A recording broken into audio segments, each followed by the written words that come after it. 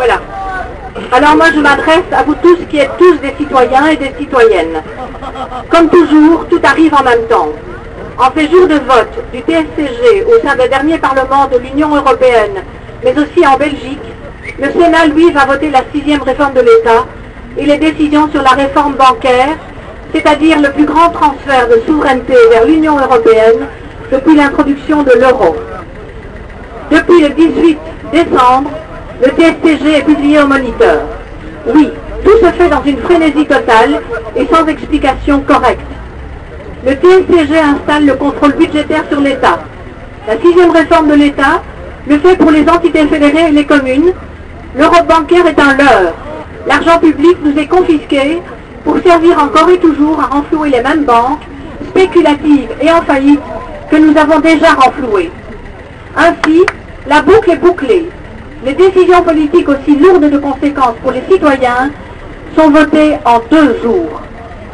Les conséquences sont pour le peuple des 99% qui vont perdre, les citoyens, les fermiers, les travailleurs, les indépendants, les entrepreneurs, les femmes, les hommes et les sans-emploi. Nous assistons depuis des mois à la déliquescence organisée de l'État et en corollaire des entités fédérées jusqu'à nos communes par l'Union européenne, aidée en cela par nos propres élus. Le fait de voter ce traité qui n'a jamais été soumis à l'aval citoyen est pour nous une erreur de démocratie. Depuis que ce TSCG est à l'agenda dans nos parlements, la loi du silence règne. Il n'y a que des citoyens et des journalistes courageux qui l'ont brisé.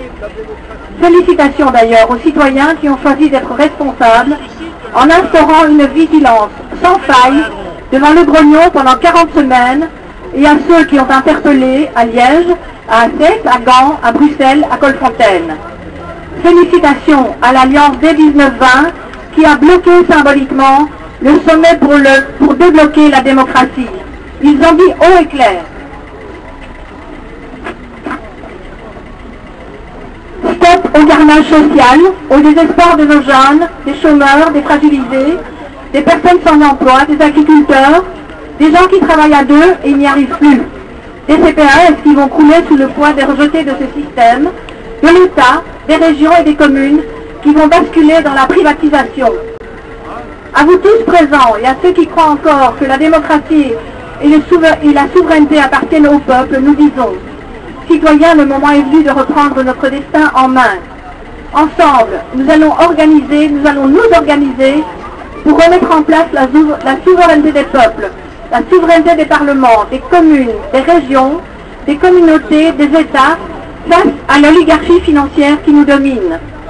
Une large alliance des 99% est à construire, sur base d'une reprise de la souveraineté du peuple. Et ça, tant au nord qu'au sud, tant dans les zones rurales qu'à la ville, avec des intellectuels, des travailleurs, des femmes et des hommes, avec notre belle jeunesse, ainsi que les générations qui nous précèdent. Le peuple, c'est nous. Une assemblée est en préparation pour concrétiser ceci. Prenez contact, le temps presse. Mais on continue. Constituante va, chers citoyens, citoyennes, déposer dans les 60 jours une plainte contre le TSCG et appelle les citoyens qui le souhaitent à nous rejoindre pour déposer une plainte appelée Class Action. Constituante soutient déjà une plainte déposée par la Ligue des droits de l'homme contre ce TSCG.